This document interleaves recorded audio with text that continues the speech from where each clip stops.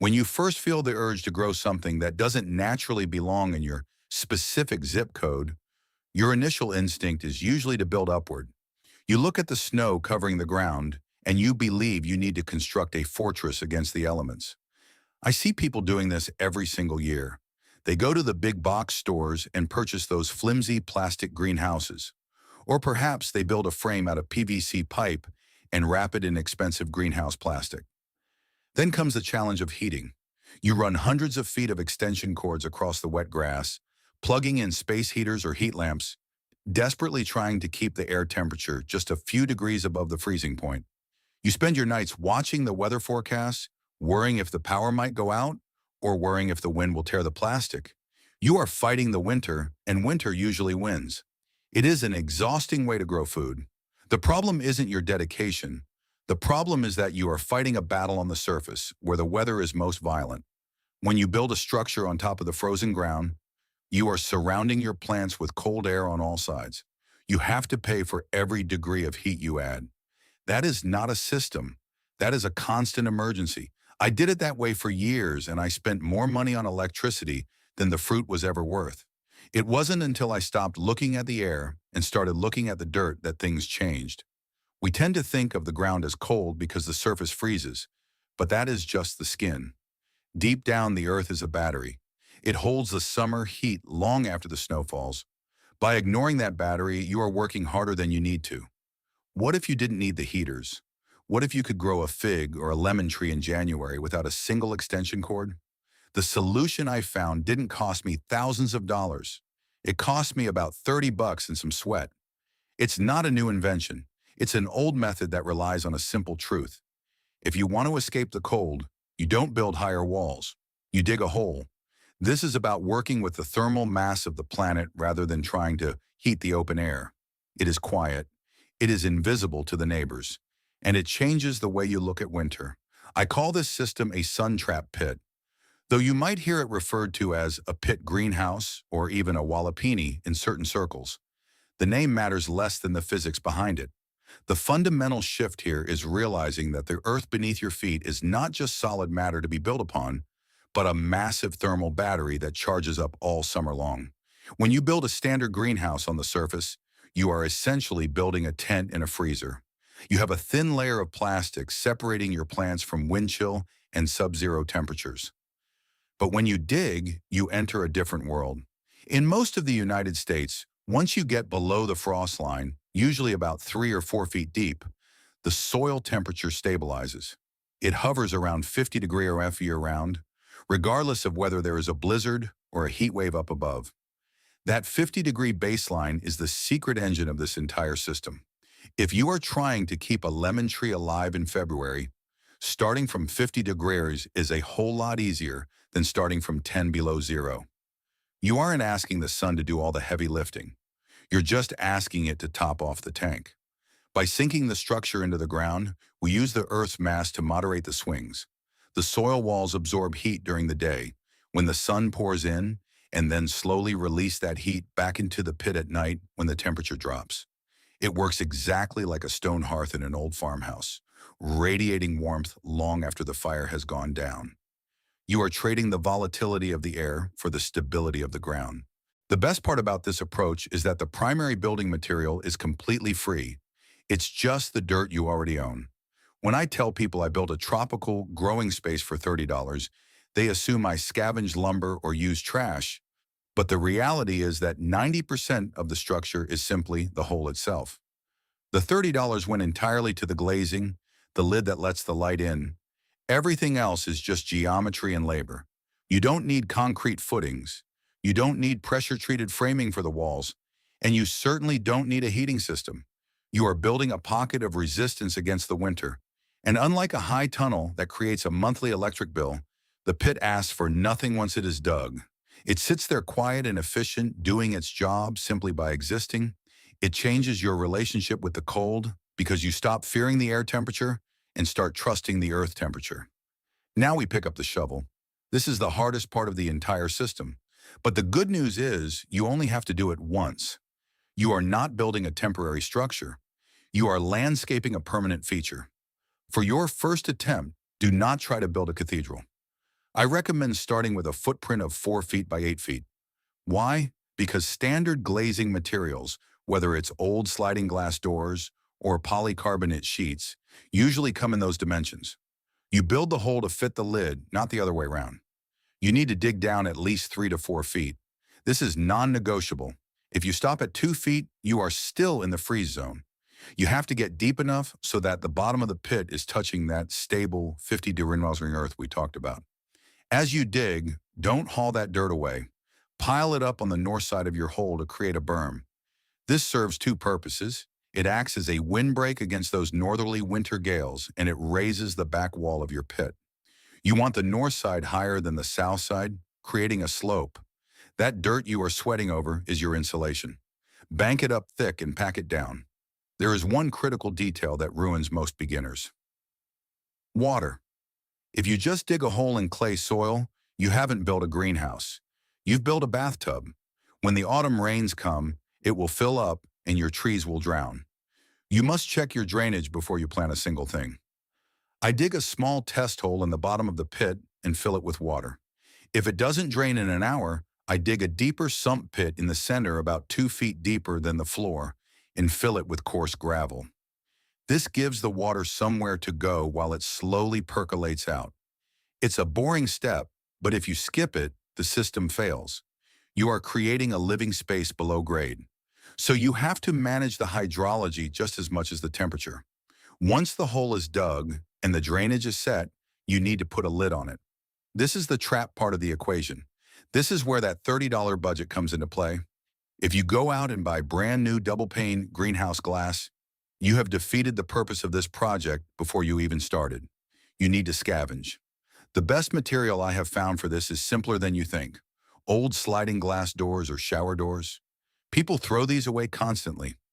I found mine at a local Habitat resale store for $5 a sheet, but I've also seen them sitting on the curb on trash day. They are tempered. They are tough and they let the light in just fine. If you can't find glass, a sheet of twin wall polycarbonate is the only thing I would recommend buying new. But even then, you can often find scraps from larger construction jobs. The trick isn't just slapping a window over the hole. It is about the angle. You have to remember that the winter sun is lazy. It stays low on the horizon, dragging itself across the southern sky. If you lay your window flat on the ground like a skylight, that low winter sun will hit the glass and bounce right off. You want the light to penetrate, not reflect. To do that, you need to tilt your glazing toward the south. This is why we piled that dirt berm on the north side in the previous step. You rest the top of your frame on that high berm and the bottom on the ground level, creating a slope. You are aiming for an angle that catches the sun head-on at noon in December. You don't need a protractor or a degree in mathematics for this. Just look at where the sun is at lunchtime in the dead of winter and aim your glass at it. It usually ends up being a steep pitch somewhere around 45 Boston or steeper depending on where you live. This steep angle does two things. First, it acts like a funnel for those precious photons, driving them deep into the pit to hit the back wall. Second, it sheds snow. When a heavy snow falls, you want it to slide right off so it doesn't block the light or crush your glass. The final detail here is the seal. You can have the best glass in the perfect angle, but if the wind can whistle underneath the frame, you will lose all your heat in an hour. I use heavy stones or sandbags to weigh down the edges of the frame where it meets the earth. It doesn't have to be pretty, it just has to be airtight. You are essentially building a cold frame that draws from the earth's heat rather than the air's. When you lay that glass down and seal it tight, you have officially completed the trap. Now the sun goes in, hits the dark soil at the bottom, turns into heat, and that heat is held captive by the earth and the glass. The sun is your engine during the day, but the night is where you win or lose the war. You have to understand a simple, brutal fact about glass and polycarbonate. They are terrible insulators. They are designed to let energy through, not keep it in. An old single-pane window has an R value of barely 1. That means as soon as the sun dips below the horizon, all that heat you trapped in the soil wants to rush right back out into the freezing night sky. If you leave that glass uncovered, the physics will work against you. The heat inside the pit will radiate straight through the glazing, and by dawn, the temperature inside will be almost the same as the air outside. You will have a frozen lemon tree and you will have wasted your time. You have to tuck the system in. It is as simple as that. Every evening when the light starts to fade, I go out there with a stack of insulation. This doesn't need to be high-tech. I have used old wool blankets, sheets of rigid foam insulation I found at a construction site, and even bags of leaves. The goal is to put a heavy lid over the glass to trap the heat rising from the earth. You are essentially putting a hat on the chimney. I lay the insulation over the glazing, and then I throw a tarp over the whole thing to keep the moisture off. It takes me 2 minutes. That simple act of covering the glass is the difference between a hard freeze and a cozy 50 degree inside that dark insulated pit. The earth slowly releases the warmth it soaked up all day, and the blanket keeps it right where the plants need it. But the danger isn't just the cold, it's the heat. This sounds crazy in January, but a sunny winter day can cook a plant inside a small space. If the sun is blazing and the outside air is 20 degrees, the inside of that pit can easily hit 90 or 100 degrees if you aren't careful. That kind of swing stresses the plants. It wakes them up when they should be resting, or it scorches their leaves. You have to be the thermostat. On those bright, clear winter days, you need to crack the lid. Prop the glass open just an inch or two to let the excess heat vent out. You are trying to maintain a steady, boring climate, not a roller coaster. You want to keep it cool enough that the plants stay dormant or slow growing, but warm enough that they never freeze. It becomes a rhythm, a daily chore that connects you to the weather. Open it up with your coffee in the morning, close it down before dinner. Now that the structure is holding heat, we have to talk about what actually lives in there. You aren't going to grow bananas in a forest pit in Michigan unless you add supplemental heat, and that defeats the whole purpose of a passive system. You have to be realistic about what this microclimate offers. It is a cool, damp, protected space, not a tropical rainforest. The goal here isn't necessarily rapid growth in the middle of January. The goal is survival and a massive head start on spring. You are looking for plants that can handle the cool nights but need protection from the hard freeze.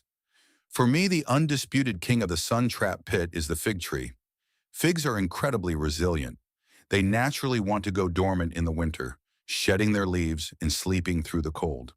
In a standard garden, a harsh winter kills them back to the ground, and they spend all summer just regrowing their wood instead of making fruit. In the pit, the roots stay cozy in that 50-degree soil, and the branches never see the killing frost. They might look like dead sticks in December, but come February, while the snow is still piled high outside, those buds will break.